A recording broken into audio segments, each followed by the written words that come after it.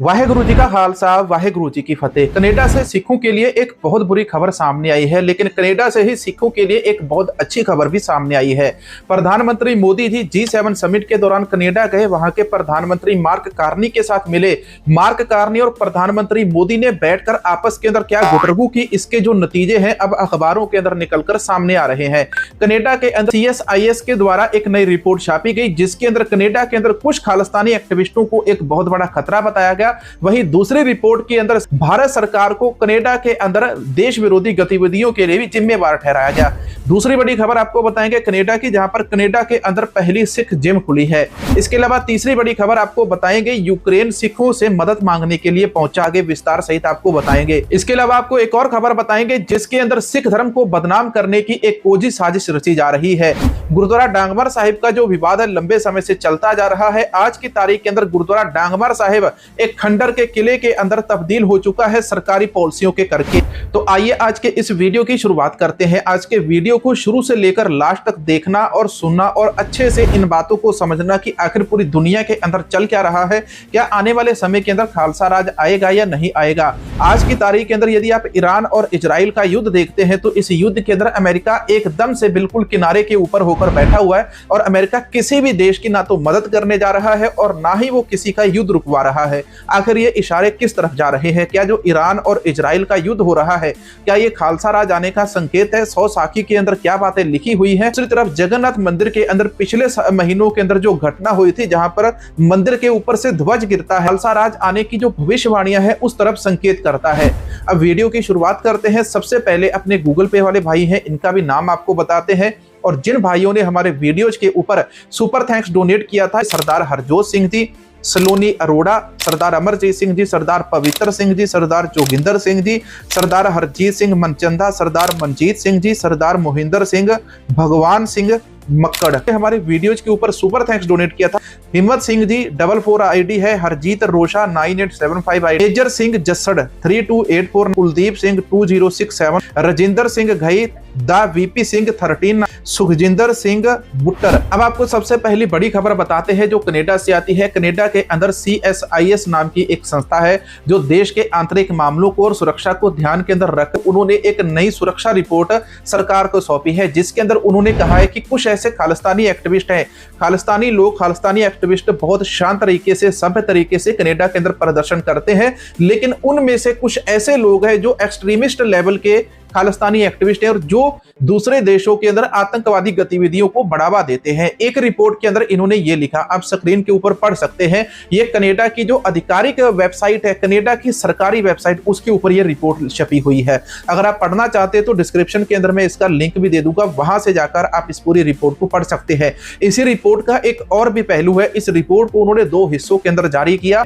अब दूसरी तरफ अखबारों के अंदर क्या खबर सामने आ रही, इसके अंदर लिखा, बड़ी कूटनीतिक सफलता के कुछ ही घंटों के बाद कनाडाई खुफिया रिपोर्ट ने भारत को विदेशी हस्तक्षेप का अपराधी बताया। CSIS की जो रिपोर्ट सामने आई है, इस रिपोर्ट के अंदर उन्होंने जितने भी खालिस्तानी एक्टिविस्ट हैं वो शांतमयी और सही तरीके से कानूनी रूप से जितना भी प्रोटेस्ट होता है वो करते हैं, लेकिन इनमें से एक छोटी सी संख्या है जो खालिस्तानी एक्टिविस्ट हैं वो दूसरे देश को भी निशाना बनाने चले जाते हैं। अब दूसरी रिपोर्ट के अंदर CSIS ने कहा कि जो कनाडा है, कनाडा के अंदर बहुत सारी गतिविधियां भारतीय सरकार के द्वारा चलाई जा रही है। भारतीय सरकार को उन्होंने कनाडा विरोधी बताया और उन्होंने कहा कि कनाडा के अंदर भारतीय सरकार या इनके एजेंट्स देश विरोधी हरकतें करते पाए गए हैं। विदेशी ताकतों के द्वारा कनाडा की सत्ता को, कनाडा देश को, कनाडा की पॉलिटिक्स को, राजनीति को प्रभावित करने के लिए अब कनाडा की जो CSIS नाम की संस्था है ये दोनों तरफ चल रही है। एक तरफ तो इन्होंने जो खालिस्तानी एक्टिविस्ट हैं उन सभी को शांत बोल दिया, दूसरी तरफ इन्होंने बोल दिया कि इन शांत खालिस्तानी एक्टिविस्टों में से भी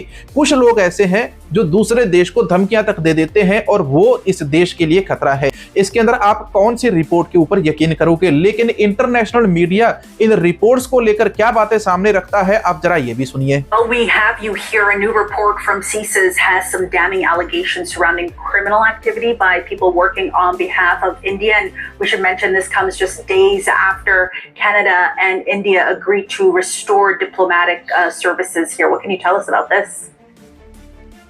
Yeah, pretty damning report by CSIS about the activities by the Indian government or agents thereof in Canada, really targeted mostly at the Sikh community. So India has been really concerned about what it considers to be Khalistani separatist activity in Canada, going back all the way back to the 1985 Air India bombing. There are groups active now, some relations with criminal gangs as well, especially in British Columbia. And of course, that was where in 2023, a Sikh activist named Harjeet Singh Nijjar was murdered outside of Gurdwara in Surrey, British Columbia. The Prime Minister at the time, Justin Trudeau, immediately stood up in the House of Commons and blamed the Indian government for being involved in this. The RCMP backed up that claim, and the RCMP is now continuing to investigate.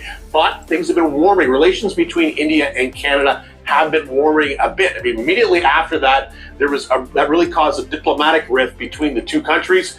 Canada expelled Indian diplomats, including the High Commissioner, from India to Canada and in... अब मैं आपको दूसरी बड़ी खबर बताता हूं Ukraine की सिखों के साथ मुलाकात होती है। आज की तारीख के अंदर देखो, जो वर्ल्ड बैंक के चीफ है वो सरदार अजय पाल सिंह बंगा है, एक सिख है, सरदार है, और यूक्रेन की मदद कर रहा है वर्ल्ड बैंक। अब वर्ल्ड बैंक की या कहते हैं कि सरदार साहब की जो मुलाकात है वो यूक्रेन के प्रधानमंत्री जो है व्लादिमीर ज़ेलेंस्की, तो इनके साथ हुई। यूक्रेन ने सिखों से मदद मांगी है। सिखों से कैसे मदद मांगी? आज की तारीख के अंदर दोस्तों, अमेरिका के अंदर सिख रेजिमेंट फिर से बनाई जा रही है। एक स्पेशल अलग से सिख रेजिमेंट तैयार हो रही है जिसके अंदर केवल सिख ही सिख रहेंगे। कनाडा के अंदर भी सिख रेजिमेंट के लिए सिखों की भर्ती की जा रही है। इसके ऊपर अलग से वीडियो में लेकर आ रहा हूं, क्योंकि कनाडा अमेरिका से अपने देश की सुरक्षा करना चाहता है और अमेरिका से केवल सिख आर्मी लड़ सकती है। दूसरी तरफ जो अमेरिका है वो भी सिख आर्मी को तैयार कर रहा है और जीत हासिल करने के लिए अमेरिका भी सिख रेजिमेंट का सहारा लेने वाला है। लेकिन यहाँ पर बात आती है, खबर आती है वर्ल्ड बैंक की और यूक्रेन की। रशिया यूक्रेन का युद्ध चल रहा है। इसी युद्ध के बीच में यूक्रेन के राष्ट्रपति, विश्व बैंक के जो मुखिया है, उनके अध्यक्ष सरदार अजय पाल सिंह बंगा, इनके साथ मुलाकात की। इनके साथ मुलाकात करके इन्होंने कहा कि वर्ल्ड बैंक की तरफ से जो इनको दान दिया गया है उसका वो धन्यवाद करते हैं। अब आज की तारीख के अंदर यूक्रेन इस प्रकार से सिखों के साथ हाथ मिला रहा है, एक बड़े सिख चेहरे के साथ, सिख लीडर के साथ हाथ मिला रहा है। इसके बारे में आपकी क्या राय, वो आप कमेंट सेक्शन के अंदर जरूर बताना। लेकिन इसके अलावा आपको एक बड़ा वीडियो दिखाते हैं। ये वीडियो जब आप देखोगे तो आप हैरान रह जाओगे। ये वीडियो है गुरुद्वारा डांगमर साहिब का।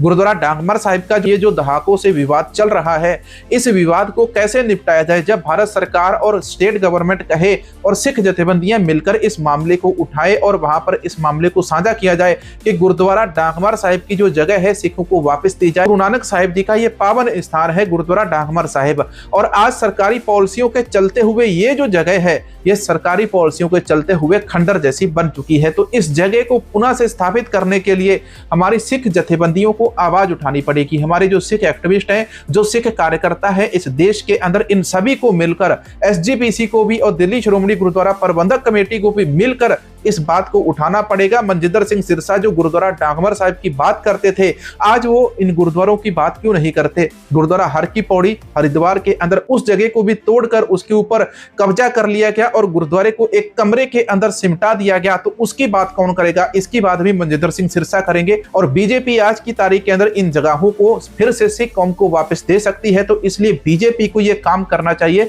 और सिरसा साहब को भाई ये काम करना चाहिए। सिरसा साहब अपनी कौम की बात करना ही भूल गए।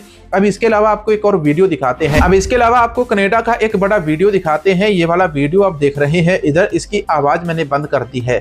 ये वीडियो इंस्टाग्राम के ऊपर किसी यूजर ने शेयर किया था, किसी गुरसिख भाई ने, और इसका कारण क्या है शेयर करने का, उन्होंने दिखाया कि कनाडा के अंदर ये सबसे पहली सिख जिम खुल चुकी है। अब इसके अलावा अपने सारे सिख भाइयों को मैं एक छोटी सी ऐप के बारे में जानकारी देने वाला हूं। इस ऐप के ऊपर आप जाकर गुरबाणी सुन सकते हैं, देख सकते हैं, पढ़ सकते हैं, पाठ कर सकते हैं, अलग अलग भाषाओं के अंदर सुन सकते हैं और पढ़ सकते हैं। सारी चीजें आपको एक ही जगह के ऊपर मिल जाएंगी। अपने सिख भाइयों को रोजाना नितनेम के लिए जितनी भी चीजों की जरूरत होती है, अलग अलग बाणियां जो जिनके पास गुटका साहिब नहीं होता, ऑनलाइन सुनना चाहते हैं या पढ़ना चाहते हैं, तो उन सभी के लिए एक संगत ऐप है। इस संगत ऐप को अभी के अभी आप प्ले स्टोर से जाकर डाउनलोड कर सकते हैं या ऐप स्टोर के ऊपर भी है, अवेलेबल है, वहां से भी जाकर आप इसको डाउनलोड कर सकते हैं। अब इसके अलावा आपको एक और खबर और वीडियो बताते हैं। ये जो वीडियो आप इधर देख रहे हैं स्क्रीन के ऊपर, ये एक मोहतरमा है, जो देवी के सामने बैठकर खुद को बताते कि इनके अंदर देवी आई है और इसके बाद ये चौकी लगाती है। चलिए, इनका हम कभी विरोध नहीं करते जब ये चौकी लगाए या कहे देवी आए या इनके अंदर देवता है। हम किसी भी देवी देवता का अपमान नहीं करते। सारे देवी देवता, पीर पैगंबर, सारे अकाल पुरख के ही अवतार है। लेकिन इन्होंने जो यहाँ पर काम किया है ये सबसे अपमानजनक काम है। इन्होंने सिर के ऊपर दस्तार बांध के इसके ऊपर इन्होंने देखो कलगी सजाई हुई है। इन महिला के विरोध में नहीं हूं, ना मैं देवी देवताओं के विरोध में, मैं केवल यहाँ पर बात कर रहा हूं कि इन्होंने सर के ऊपर जो पगड़ी सजाई है ये पगड़ी इनको नहीं सजानी चाहिए थी। दस्तार सर के ऊपर सजाई जाती है, सिर का ताज होता है, ना कि ये चौकियां और इस प्रकार के भूत प्रेत भगाने का कोई इंस्ट्रूमेंट है कि जिसको आप सर के ऊपर बांधकर भूत प्रेत भगाने चले जाओ या वहां पर चौकी लगाने चले जाओ। दस्तार सिख धर्म का एक बहुत बड़ा ताज है, सम्मान है सिख धर्म के लिए, और आप इसका अपमान ना कीजिए, यही सबके लिए अच्छा होगा। आज के वीडियो के अंदर आपको कैसी जानकारी मिली है कमेंट सेक्शन के अंदर जरूर बताना। पिछले वीडियो के अंदर हमने दीपक फौजी भाई के साथ जो लाइव बातचीत की थी उसका वीडियो कल हमने अपने चैनल के ऊपर डाल दिया था। आपने अभी तक नहीं देखा तो अभी के अभी जाकर विनती है कि उस लाइव को जरूर देखिए। हमारे चैनल को सपोर्ट करने के लिए ये वाला QR कोड है या वीडियो के नीचे एक छोटा सा सुपर थैंक्स भी डोनेट कर सकते हैं। मिलेंगे एक और नए वीडियो नई जानकारी के साथ। वाहेगुरु जी का खालसा, वाहेगुरु जी की फतेह।